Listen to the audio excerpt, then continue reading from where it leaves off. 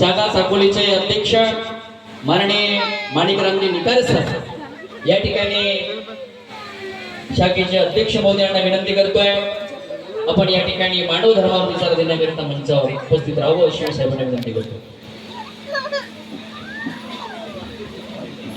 दैवी सत्ते या ठिकाणी उपस्थित आहे. आपण एकतेने प्रणाम करू. भगवान बाबा हनुमान जी को प्रणाम. महान त्यागी बाबा जुमदेव जी को प्रणाम. परमात्मा नमस्कार. भगवान बाबा हनुमान जी को प्रणाम. महान त्यागी बाबा जुमदेव जी को प्रणाम. परमात्मा भगवत प्राप्ती करिता निष्काम कर्मयोग परमपूज्य परमात्मा एक शोक मंडळ वर्धमान नगर नागपूरच्या वतीने बाबांच्या आदेशानुसार आज दिनांक 24 ऑगस्ट 2026 रोज सोमवारला मौजा मुनीसर टोला वडेगाव या ठिकाणी 2 कुटुंबामध्ये मासिक नववे कार्यक्रम सकाळी पार पडलं आणि त्या निमित्तानं विशेष चर्चा बैठक आयोजित करण्यात आली. या बैठकीत सृष्टीचे निर्माता जगाचे विधाता स्वयंशक्तिशाली भगवान बाबा हनुमानजी उपस्थित आहेत. त्यांना माझा प्रणाम. आम्हा सर्वांचे गुरु महानदेगी बाबा जुमदेवजी उपस्थित आहेत. त्यांना माझा प्रणाम. आपल्या सर्वांची आई वाराणसी या ठिकाणी उपस्थित आहेत. त्यांना माझा प्रणाम. या चर्चा बैठकीचे अध्यक्ष महोदय परमपूज्य परमात्मा एक शोक मंडळाचे उपाध्यक्ष तथा साकोली परिसरातील मार्गदर्शक आमच्या शाखेचे शाखा संचालक सन्माननीय आदरणीय देवरामजी तुमसर साहेब यांना माझा नमस्कार. या चर्चा बैठकीमध्ये उपस्थित असलेले या चर्चा बैठकीचे संचालक आदरणीय सन्माननीय मानकरजी यांना माझा नमस्कार. या चर्चा बैठकीमध्ये प्रमुख अतिथीमध्ये उपस्थित असलेले परमपूज्य परमात्मा एक शोक मंडळ अंतर्गत शाखा साकोलीचे संचालक महोदय आदरणीय नरेंद्रजी मेश्राम यांना माझा नमस्कार. या मंचावर उपस्थित असलेले प्रमुख अतिथीमध्ये मार्गदर्शक सन्माननीय शैलेंद्रजी गावकते, मार्गदर्शक रमेशजी लांजे, मार्गदर्शक सन्माननीय थेरजी, सन्माननीय कुंभराजी लांजेवा, सन्माननीय रामकृष्णजी मेंढे, सन्माननीय आदरणीय मार्गदर्शक मंडळी आणि उपस्थित असलेले ज्येष्ठ मार्गदर्शक ज्येष्ठ सेवक आदरणीयांना माझ्या आदरपूर्वक नमस्कारजी. तसेच या ठिकाणी उपस्थित असलेले आदरणीय सन्माननीय सेवक सेविका बालसेवक बालसेविका या सर्वांना माझ्या आदरपूर्वक नमस्कारजी. तर आत्तापर्यंत मार्गदर्शक मंडळीने काही अनुभवी सेवकांनी ज्येष्ठ मार्गदर्शकांनी ज्येष्ठ सेवकांनी आपलं विचार आपला मनोगत या मार्गाविषयी आपल्याला जे काही देण्याचा प्रयत्न होतोय त्याने आपल्या मार्गदर्शकातून आपल्या विचारातून आपल्यापर्यंत पोहोचवण्याचे कार्य केलेलं आहे. आणि ते कार्य जे काही आपल्याला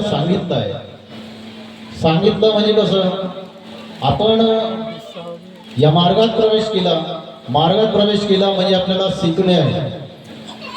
हा मंच शिकण्यासाठी आहे. आपल्याला शिकायचं आहे. काय शिकायचं आहे काय नाही शिकायचं हे मंचाद्वारे आपण सांगितलेलं आहे. मंचाने आपल्याला सांगितलं आहे कसं शिकायचं कसं राहायचं मार्गाची रूपरेषा कशी असते हे मंच सांगत असतात.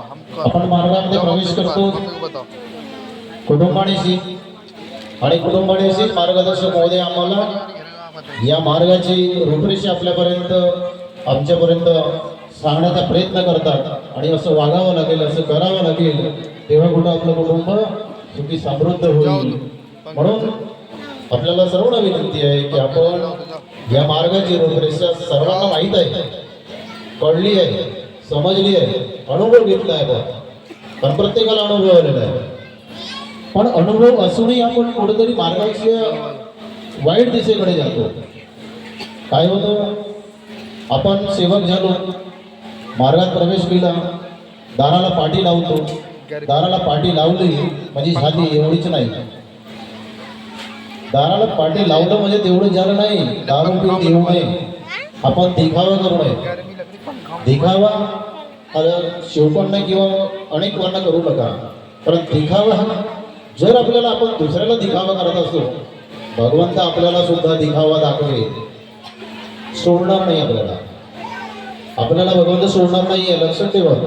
आपण मार्गात प्रवेश केलो, सन्मानी मार्गदर्शनाच्या माध्यमातून सर्व कुटुंब या मार्गात प्रवेश केला कुटुंबानीशी, आणि कुटुंबाला सांगितलं की या मार्गामध्ये आपल्याला मरावं लागेल. आता आपण मेलो किती नाही केले, म्हणजे मेलो की नाही मेलो हे आपल्याला समजलं आहे. मी मेलो की नाही, पण मेलो असेल तर मला यापुढे बिघडू शकणार नाही. या मार्गात जो मेला असेल त्याचं कोणीही वापर करू शकणार नाही. कारण मेल्या माणसाला जर आपण कितीही त्याला बोटाने हलवलं, हाताने हलवलं किंवा किती ढकललं तरी तो काही करू शकणार नाही, हलचल होऊ शकत नाही त्याची. तीच स्थिती आपली आहे. आपणही मेलो आहोत या मार्गात. मग मेल्यानंतर आपण कसं राहिलं पाहिजे? मेल्यानंतर या मार्गात आपल्याला तत्वस्तत्व नियमाचे पालन आपल्याला करता आलं पाहिजे. हे कोणासाठी?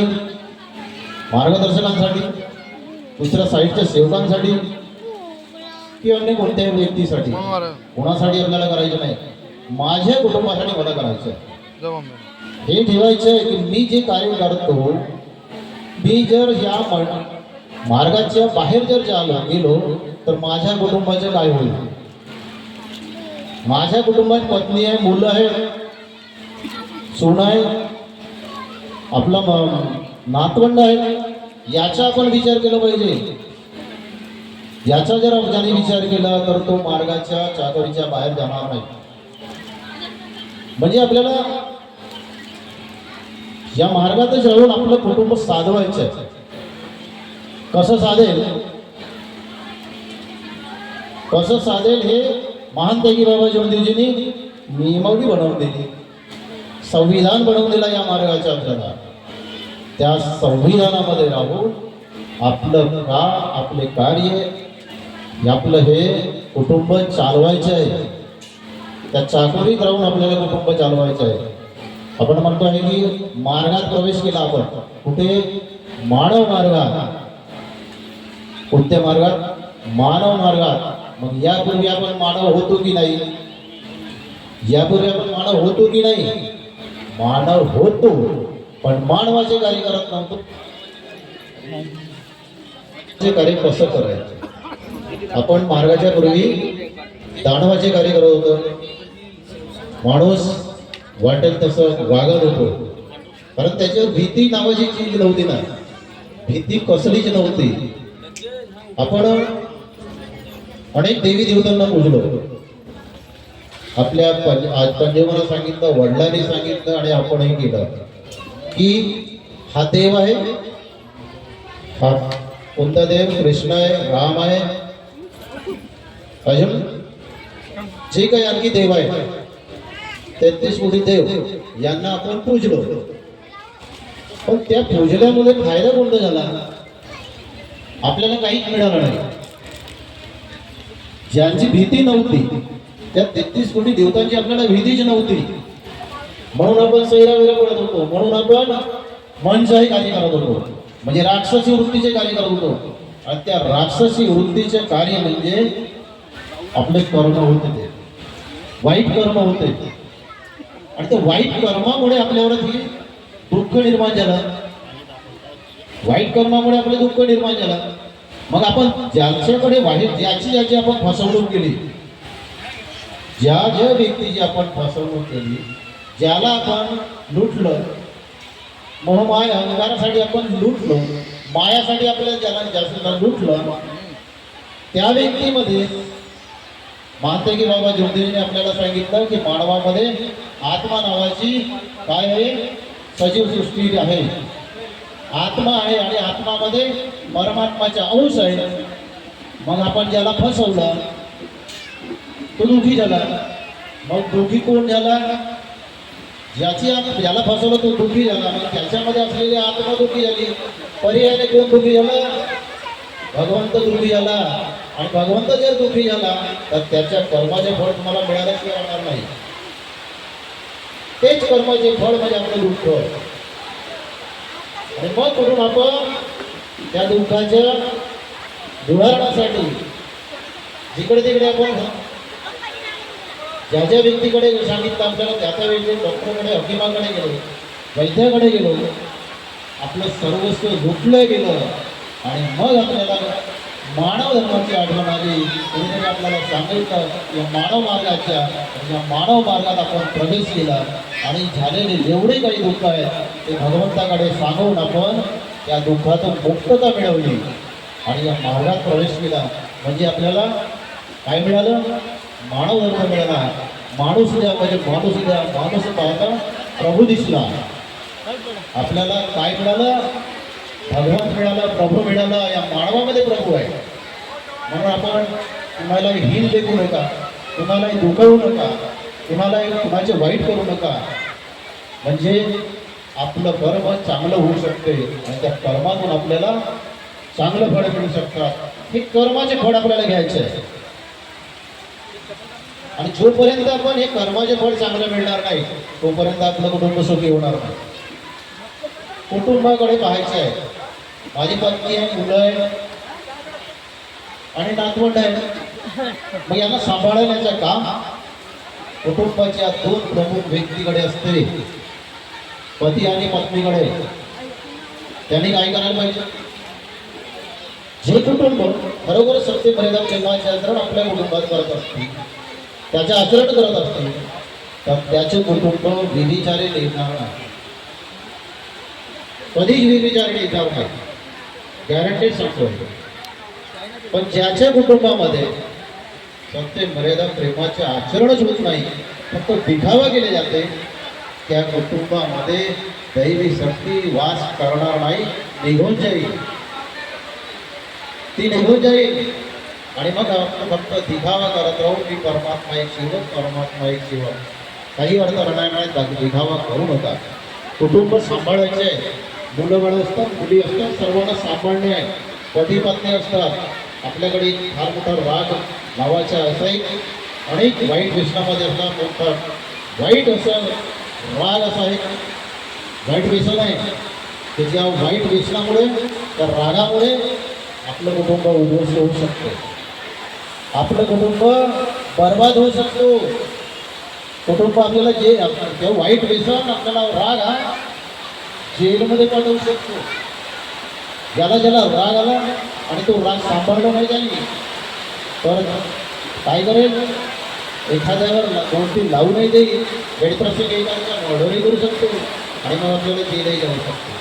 म्हणजे रागाला प्रत्येक जण राग येतो, पण त्या रागाला सांभाळणे गरजेचे आहे. आणि अशाच प्रकारे कुटुंबामध्ये सुद्धा रागाला सांभाळायचे. पती पत्नी असतो, दोघांनाही राग येतो. पत्नीला राग आला तर पतीने शांत राहिलं पाहिजे आणि पतीला जर राग आला पत्नीनं, आणि पत्नीला जर राग आला तर पतीने शांत राहिलं पाहिजे. दोघेही जर शांत राहिलं तर कुटुंब चांगलं राहील. आणि दोघेही जर एकमेकाला एखाद्या रागात दुसऱ्याने उचललं तर घरात हांडा दणकन आपल्याशिवाय राहणार नाही आणि त्याचा स्फोट होईल. आणि तो स्फोट हे लहान मुलं ऐकल्याशिवाय राहणार नाही. आणि त्या स्फोटामुळे ते मुलं बिघडल्याशिवाय राहणार नाही. त्या मुलावर संस्कार मिळणार नाही. म्हणून संस्कार टाकायचे. आपल्याला संस्कार टाकायचे. कारण आपल्याला कोणी असं विचारतच नाही की तुमच्याकडे गाडी किती आहे, घोडं किती आहे, बैल किती आहे, तुमच्याकडे बिल्डिंग किती आहे, तुमच्याकडे बँक बॅलन्स किती आहे, ते कोणी विचारणार नाही. फक्त तुम्हाला हे विचारणार तुमच्याकडे किती मुलं आहेत आणि ते काय करतात. ते काय करतात. ज्यांच्या मुलांना सत्यमर्यादा प्रेमाचे आचरण कुटुंबात मिळत असेल त्यांची मुलं खरोखरच चांगल्या वळणाकडे जातील. परंतु ज्यांच्या कुटुंबामध्ये जर विचारी असेल, त्याचे कुटुंब विचारी असेल, सत्यमर्यादा प्रेमाचे आचरण नसेल तर त्याचे कुटुंब वाया गेल्याशिवाय राहणार नाही. आणि मग आपल्याला खाल मान टाकल्याशिवाय पर्याय राहणार नाही. म्हणून आपल्याला सावधान व्हायचे. बाबांनी म्हटलंय जागे हो जा, जाग जा सेवक, आगे तूफान आने वाला है और तूफान कौन लाने वाला है? हम सेवक ही तूफान लाते हैं अपने घर में और बाहर के भी घर में. हम सेवक ही तूफान लाते हैं और इस तूफान को संभालना है तो कुटुंब को संभालो, परिवार को संभालो, वरना गया, ये जीवन बर्बाद हो जाएगा. म्हणून आपल्याला विनंती करतोय की बाबाने सांगितल्या तत्वसंध नियमाच्या आपण सर्वांनी पालन करावं. मी कसं राहतो याच्याकडे लक्ष द्यायचं, मी कसं वागतो याच्याकडे लक्ष द्यायचं आहे. तो तसा वागतोय, मला त्याच्याशी गरज नाही, मला फक्त त्याच्याशी गरज आहे आणि त्याला सांभाळून ठेवायचं आहे. त्याला सांभाळण्यासाठी महान त्यागी बाबा ज्योतिर्लिंगी सत्य मर्यादा प्रेमाचा कठडा बनवून दिलेला आहे आपल्या कुटुंबासाठी. जो कठडा सांभाळून ठेवायचे, त्या कठड्यामध्ये जो पिंजरा आहे आपला, त्या पिंजऱ्यामध्ये जात नावाची चीज आहे, तिला सांभाळून ठेवायचे आहे. सत्य मर्यादा प्रेमाच्या कठड्यामध्ये सांभाळून ठेवायचे. आणि जर नाही सांभाळलं तर माणसाची वृत्ती चेंज होईल, बदल होईल. आणि हा काय म्हणतात कलियुग आहे म्हणतात, कलियुग. कलियुगामध्ये माणसाची वृत्ती बदलत चाललेली आहे. आणि या मार्गाचे खरोखरच सेवक असेल त्याची वृत्ती कधीच बदलणार नाही, कधीच बदलणार नाही. तो कोणाला घाबरणार? सत्य मर्यादा प्रेमाला घाबरणार, आपल्या कर्माला घाबरणार. कुणालाही घाबरायचे नाही, पदाधिकाऱ्यांना घाबरायचे नाही, मार्गदर्शकांना घाबरायचे नाही, कुठल्या सेवकांना घाबरायचे नाही, फक्त कर्माला घाबरा. आपल्या मी कर्म कसे करतो, माझ्या कोणतं काम आहे आणि मी कसं आपलं कुटुंब समोर नेईल, माझ्या कुटुंबाची प्रगती कशी होईल याच्याकडे लक्ष ठेवा. दुसऱ्या कोणीही आपल्याला साथ देणार नाही. कारण आपण मार्गात प्रवेश केला त्या अगोदर जे दुःख होते त्या दुःखाचं निवारण करण्यासाठी कोणीही आपला भाऊ बहीण किंवा कुठलाही रिश्तेदार आपल्याला सोबत आला नाही. कोणीच असं तुमच्या सोबत आला नाही की तू त्या मार्गात जाऊ नको, मी तुला हे मदत करतो, कोणीच म्हटलं नाही. फक्त मदत केली त्याने केली. त्याला आपल्या जवळ ठेवायचे, त्याला आपल्या जवळ ठेवायचे आहे. तोच आपला चाकर आहे, तोच आपला नोकरी करतोय आणि त्याला नोकरी करण्यासाठी आपण त्याला बाध्य करायला पाहिजे. तो माझी नोकरी करेलच करेल याच्यासाठी त्याला बाध्य करायलाच पाहिजे. मग त्याच्यासाठी काय करायचं? त्याच्यासाठी मला तत्वसत्व नियमाचं पालन केलंच पाहिजे. आणि म्हणून त्याच्यासाठी आपल्याला बैठकीला जावं लागेल. कुठे जावं लागेल? बैठकीला जावं लागेल. बैठक ही शिकवण्याची शाळा आहे. आपण या मार्गात प्रवेश केला, त्याचे नियमावली काय, ते आपण कसं करतो, काय करतो, कसं बोललं पाहिजे, कसं वागलं पाहिजे, ही बैठक आपल्याला शिकवत आहे. आणि बैठक आठवडी चर्चा बैठक असते. त्या ठिकाणी आपल्या संपूर्ण कुटुंबाची बैठकीला जाणे अनिवार्य आहे. कुटुंबाला जाणं अनिवार्य आहे. आणि त्यानुसार आपलं कुटुंब चालवणे कठीण आहे. आपण म्हणतो की मार्गात आलो म्हणजे झालं, असं नाही. मार्गात जाणं सोपं आहे, चालवणे कठीण आहे. आणि चालवण्यासाठी माणसाचं ध्येय मजबूत असलं पाहिजे. माझं ध्येय मजबूत असेल तर मी या मार्गाला सहज पुढे येऊ शकतो. आणि ते सहज पुढे नेण्यासाठी आपल्याला कुटुंबालाही सांभाळून न्यायला लागेल. कुटुंबाला आपण सकाळी विनंती करतो, सायंकाळी प्रार्थना मागतो, भगवंताला मागतो. दररोज सकाळी मागतो, सायंकाळी मागतो. काय मागतो? भगवंत माझे कुटुंब व्यवस्थित राहिलं पाहिजे, माझं दुकान चाललं पाहिजे, माझा व्यवसाय चालला पाहिजे, माझ्या मुलांना नोकरी लागली पाहिजे, माझ्या मुलाचं शिक्षण चांगलं झालं पाहिजे. प्रत्येक जण मागतो, मी मागतो, तू मागतो, सर्वजण. पण आपण मागतो, पण भागवंताला काहीतरी देणे आहे ना. किराणा दुकानात आपण जातो, काय मागतो? सामान घेऊन आणतो, पण पैसे खिशामध्ये पैसे नाही. किराणावाल्याला सांगतो की बाबा उधारी दे, उधारी देणार तो. त्याचं सामान संपलं का दुसऱ्या वेळी जातो, पुन्हा मागतो उधारी पुन्हा देतो. आणि पुन्हा आणखी जातो, तिसरा वेळ जातो, तरी पण दुकानदार त्याला देऊन देतो. आणि चौथ्या वेळेस जातो, त्यावेळेस तो दुकानदार म्हणतो बाबा तुझ्याकडची जुनी उधारी परत कर बाबा, मग नवीन घे. जुने दे आणि नवीन घे. म्हणजे मर्यादा संपल्यानंतर जेव्हा दुकानदार बोलतो तेव्हा त्याला कुठेतरी वाटतंय आपण याची उधारी दिलं पाहिजे. असंच भगवंताच्या ह्या आपण भगवंताला सकाळी मागतो सायंकाळी मागतो, पण त्याची मर्यादा संपली की भगवंत जेव्हा आपल्याला देतो ना गदा, त्यावेळेस समजतं की मला आता तत्वसत्वाने म्हणून वागलं पाहिजे. मग पुढे त्याला समजते किंवा त्या पद्धतीने तो वागण्याचा प्रयत्न करतो. हे केलं पाहिजे. कशासाठी? कुटुंबासाठी, माझ्यासाठी हे करणे गरजेचे आहे. आणि आपण जे या मार्गात प्रवेश केला, मार्गात प्रवेश म्हणजे साधारण व्यक्ती करत नाही, म्हणजे ह्याला मोठा व्यक्ती करत नाही, दुःखी कष्टी व्यक्ती, घोर गरीब व्यक्ती या मार्गात प्रवेश करतो. कारण आपल्याजवळ काय असतो त्यावेळेस आपण एक नॉर्मल माणूस असतो, आपल्याजवळ पाहिजे तेवढा धनसंपत्ती नसते की ज्याच्यापुढे आपण डॉक्टरी की इतर कुठलेही इलाज करू शकतो. फक्त आपल्याला या मार्गात प्रवेश केलो, पहिला दिवस आठवण करून ठेवायची आहे. त्या दिवशी मी कसा होतो आणि माझ्या आज परिवर्तन कसं झालं, त्या दिवशी मी कसा होतो, आज माझे परिवर्तन झालं, माझ्या कुटुंबाचे परिवर्तन झालं, माझं परिवर्तन झालं आणि माझंही परिवर्तन झालं, माझंही परिवर्तन झालं. आणि वेळ आपल्याला समाप्त होत चालली, कारण 4 वाजे बैठक समाप्त करायचं आहे. अध्यक्ष महोदयांना मला वेळ द्यायचा आहे, म्हणून मी पुन्हा विनंती करतो. सामना पुष्कळ राहतो आणि की आणखी विचार आला माझ्या मनात की आणखी सांगावं, वेळेला बंधन असते आणि त्याच्यापुढे की माझे लाभलेले 2 शब्द ते पूर्ण करतो आणि आपल्या सर्वांना नमस्कार करतो. नमस्कार.